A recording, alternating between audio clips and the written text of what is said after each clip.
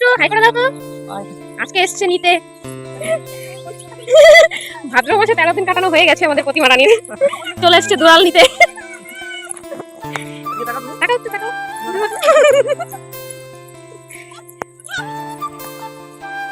Hello friends, welcome to my channel. প্রতিদিনের মতো আজও তোমাদের সামনে নিয়ে চলে এলাম একটি নতুন ভিডিও নিয়ে। তো তোমরা সকলে কেমন আছো অবশ্যই কমেন্ট করে জানাবে।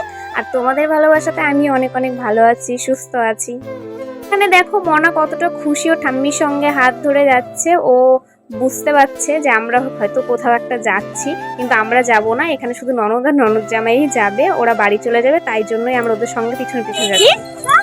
ঠিক আছে, তুমি সব নিয়ে যাবা, তুমি এক পাশে হাঁটতে হয়, বুঝলা? হাঁটা দাও, হাঁটা দাও। পিপি পিপি পিপি কোথায় যাচ্ছে? পিপি কোথায় যাচ্ছে? পিপি বাড়ি যাচ্ছে। হ্যাঁ, পিপি বাড়ি চলে যাচ্ছে। আমাদের বাঙালিদের প্রচুর নিয়মের কোনো শেষ ঠিকানা নেই। তো বাঙালিদের 12 মাসে 13 পার্বণ, তো সেরকমই সেম নিয়ম। তো আমার ননদ এসেছিল ভাদ্র মাসে 13 দিন কাটানোর জন্য বাবার বাড়িতে। তো 13 দিন কাটানো হয়ে গেছে, তার জন্য ননদ জামাই ওকে নিতে এসছে। যেহেতু বাড়ি চলে যাবে, ওই জন্য ওদেরকে এগিয়ে দেওয়ার জন্য আমরা সবাই মিলে ওদের পিছনে পিছনে আসছিলাম। বাবা ব্যাগগুলো নিয়ে সাইকেলে করে আর কি রাস্তায় এগিয়ে দেওয়ার জন্য চলে এসেছিল সবার আগেই। আর আমরা এখানে ওয়েট করছিলাম গাড়ির জন্য। এখানে ননদের বর সবাই ওয়েট করছিল গাড়ির জন্য। তো ফাইনালি এখানে গাড়ি চলে এসছে। অটোতে জায়গা খুবই কম ছিল, সামনে পুরো ভরা ছিল, তো পিছনে জাস্ট একটুখানি জায়গা ছিল, ওখানেই যেতে হবে। কারণ একে তো অনেকটাই সময় চলে গেছিল, তো প্রায় সন্ধ্যা এমন টাইপের হয়ে যাবে ওদের যেতে যেতে।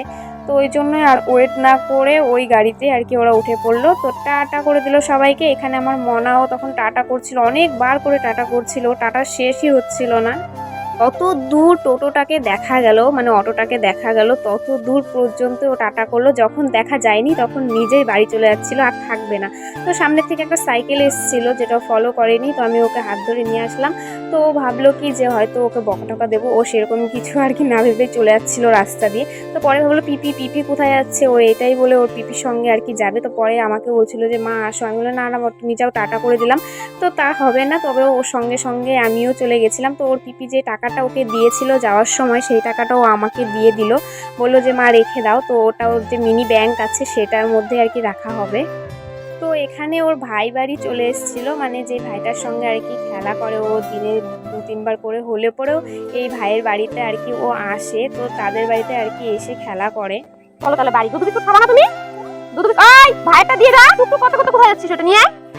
ওটা ভাইয়ের। রসে দাও। ওটা ভাইয়ের।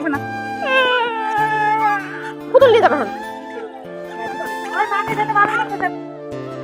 বাচ্চাদের এটাই একটা প্রবলেম যে অন্যের জিনিস দেখে আর কি নিজের নিতে ইচ্ছা করে। তো দেখো মনা এই ওর ভাইয়ের আর কি সেই পুতুলটা নিয়ে আর কি চলে যাচ্ছিল। তো এদিকে আমি অনেক বারণ করছিলাম, ওর পিপি অনেক বারণ করছিল, কিন্তু ওটা ওই নিয়েই যাবে, ওই এরকম জেদ করছিল, ওটা ছাড়াও যাবে না। তো আমি বললাম ঠিক আছে, তোকে যেতে হবে না, তুই থাক, আমি বাড়ি চলে যাচ্ছি। তো আমি এদিকে বাড়ি চলে আসছিলাম, কারণ একে তো সন্ধ্যা হয়ে যাচ্ছিল, আর বাড়িতে গিয়ে সন্ধ্যাও দিতে হবে।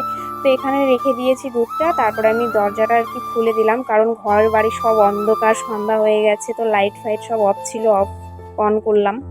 আমার এই ভিডিওগুলি তোমাদের কেমন লাগে অবশ্যই কমেন্ট করে জানাবে, লাইক কমেন্ট শেয়ার করবে। আমার চ্যানেলে নতুন হয়ে থাকলে অবশ্যই সাবস্ক্রাইব করে দেবে।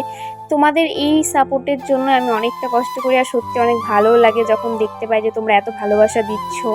ওভেনের উপরে বসিয়ে দিয়ে এসেছি দুধ, মনাকে খাওয়াবো। আর এদিকে যে জামা কাপড়গুলো শুকিয়ে গেছিলো সেগুলো আর কি পাট করে ভাঁজ করে নিচ্ছিলাম। প্রথমে এক জায়গাতে ভাঁজ করে রেখে দিই, তারপরে যেখানকার জিনিস সেখানে আর কি রেখে দিই।